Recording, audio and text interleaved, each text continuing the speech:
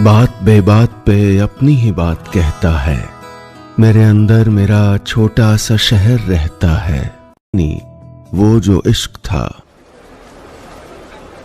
Platform की गहमा गहमी और भीड़भाड़ वाले माहौल के बरक्स वेटिंग रूम में काफी सुकून का एहसास हो रहा था। बड़ी सी मेज के इर्द गिर्द लगी सुर्ख कुर्सियां थके हुए मुसाफिरों को राहत दे रही थीं।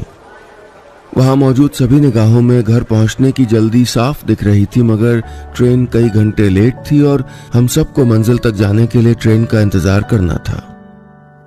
यूं ही सर टिकाए सोचते हुए मेरी नजर हाथ में लिए मोबाइल पे टिक गई और बेइरादा मैसेजेस खोल के देखने लगी। अंसर यानी मेरे पतिदेव के मैसेजेस आए थे, उसे मेरी फिक्र हो रही थी। ट्रेन लेट होने की बात से उसने रेलवे वालों के लिए गुस्से वाला आइकॉन भेजा था। मुझे हंसी आ गई।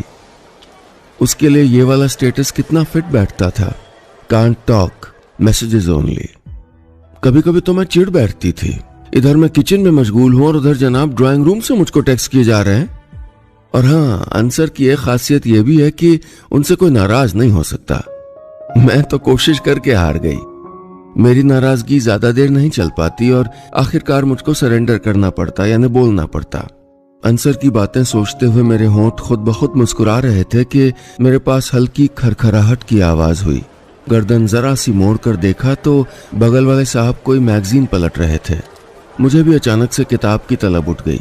किताब मांग कर पढ़ना मेरे दिल ने कभी गवारा किया नहीं था, इसलिए मैं अपना छोटा सा बैग उठाकर बुक स्टॉल की तरफ चल पड़ी।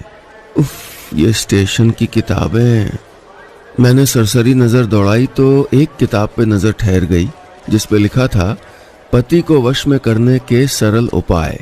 नाम पढ़ के ही मुझको एकदम से हंसी आ गई। एक दो किताबों को पलट के देखा कि कोई अच्छी सी मैगजीन मिल जाए कि तभी किसी की आवाज आई, अनाया।